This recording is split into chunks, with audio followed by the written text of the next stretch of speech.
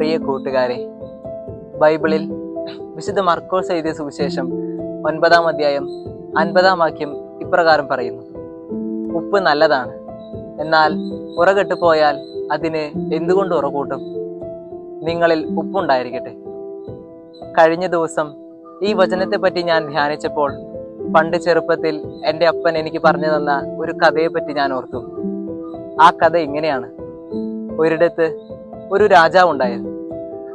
അദ്ദേഹത്തിന്റെ ഭരണത്തിൽ പ്രജകളെല്ലാം വളരെ സന്തോഷവാന്മാരായിരുന്നു. അദ്ദേഹത്തിന് 3 ആൺമക്കളാണ് ഉണ്ടായിരുന്നത്.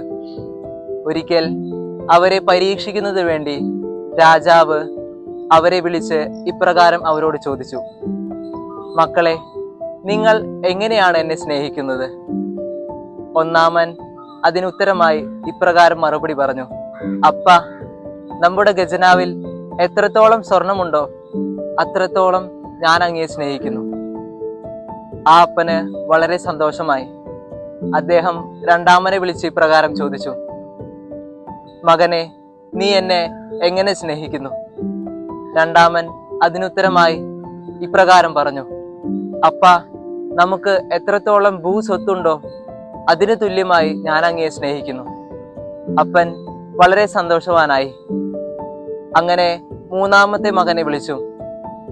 അവനോടും ഇപ്രകാരം തന്നെ ആ അപ്പൻ ചോദിച്ചു: മകനെ, നീ എന്നെ എങ്ങനെ സ്നേഹിക്കുന്നു?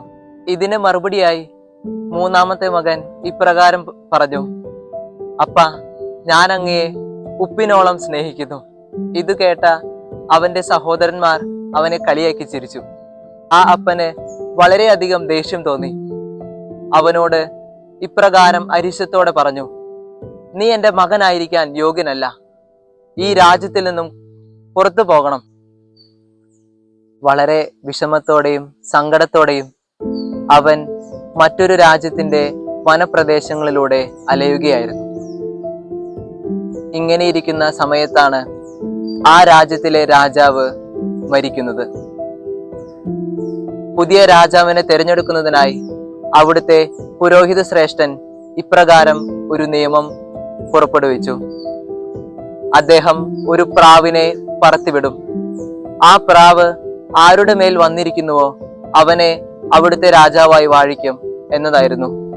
അങ്ങനെ ആ പുരോഹിത ശ്രേഷ്ഠൻ ഒരു പ്രാവിനെ പറത്തിവിട്ടു. ഈ പ്രാവ് പറന്ന് പറന്ന് വന്നിരുന്നത് വനത്തിലൂടെ അലഞ്ഞു തിരിഞ്ഞു നടന്നിരുന്ന രാജകുമാരന്റെ തോളിലായിരുന്നു. പ്രാവിന്റെ പുറകെ പ്രാവിനെ അന്വേഷിച്ചു വന്ന ആ രാജ്യത്തിലെ ഭടന്മാർ അവനെ അവരുടെ രാജാവായി വാഴിക്കുന്നതിനായി കൊട്ടാരത്തിലേക്ക് കൊണ്ടുപോയി. അങ്ങനെ അവൻ ആ രാജ്യത്തിന്റെ രാജാവായി തിരഞ്ഞെടുക്കപ്പെടുകയാണ്. അവൻ അവിടെ ദീർഘകാലം രാജാവായി വാണു. വളരെ സമ്പൽ സമൃദ്ധിയോടെ ആ രാജ്യം മുന്നോട്ട് പോയി. ഒരിക്കൽ അയൽ രാജ്യത്തെ രാജാവായ തന്റെ അപ്പനെ ഒരു വിരുന്നിനായി അദ്ദേഹം ക്ഷണിച്ചു. ഭക്ഷണം പാകം ചെയ്യുന്നവരോട് അദ്ദേഹം ഇപ്രകാരം ആജ്ഞ നൽകി: ഉണ്ടാക്കുന്ന ഭക്ഷണ സാധനങ്ങളെല്ലാം ഉപ്പ് ചേർക്കരുത്. പാചകക്കാർക്ക് വളരെ ആശ്ചര്യം തോന്നിയെങ്കിലും രാജാവിന്റെ കൽപ്പനയെ ലംഘിക്കാൻ അവർ ധൈര്യപ്പെട്ടില്ല. അങ്ങനെ വിരുന്നിനായുള്ള ദിവസം വന്നെത്തി. ആ അപ്പനും അദ്ദേഹത്തിന്റെ 2 ആൺമക്കളും വിരുന്നിനായി എത്തിച്ചേർന്നു. എല്ലാവിധ ഭക്ഷണ സാധനങ്ങളും മേശപ്പുറത്ത് വിളമ്പി. അദ്ദേഹം ഭക്ഷണ സാധനങ്ങൾ ഓരോന്നോരോന്നായി രുചിച്ചു നോക്കി. എന്നാൽ ഒന്നിനും രുചിയില്ലായിരുന്നു.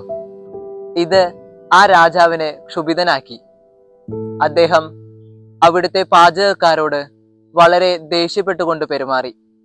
അപ്പോൾ അവിടുത്തെ രാജാവായിരുന്ന തന്റെ 3-ാമത്തെ മകൻ ആ അപ്പന്റെ അടുക്കൽ വന്ന് ഇപ്രകാരം പറഞ്ഞു: അപ്പ, ഞാൻ എന്തുകൊണ്ടാണ് അങ്ങയെ ഉപ്പിനോളം സ്നേഹിച്ചതെന്ന് അപ്പനിപ്പോൾ മനസ്സിലായില്ലേ? അപ്പോൾ ആ അപ്പന്റെ ഹൃദയം തുറന്നു. താൻ ചെയ്ത തെറ്റ് മനസ്സിലാക്കി അദ്ദേഹം തന്റെ മകനോട് മാപ്പ് അപേക്ഷിച്ചു. കൂട്ടുകാരെ, ഉപ്പിന് 3 പ്രത്യേകതകളാണുള്ളത്. ഒന്നാമതായി രുചി നൽകുക, രണ്ടാമതായി സ്വയം അലിഞ്ഞു ചേരുക, മൂന്നാമതായി ജീവൻ പകരുക എന്നതാണ്.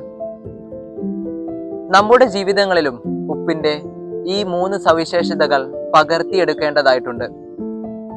നമ്മുടെ ചുറ്റുപാടിൽ ഒത്തിരി ജീവിതങ്ങൾ രുചിയില്ലാത്തതായി നാം കാണുന്നുണ്ട്. അവരുടെ ജീവിതങ്ങളെ രുചിയുള്ളതാക്കി മാറ്റാൻ നമുക്ക് ശ്രമിക്കാം.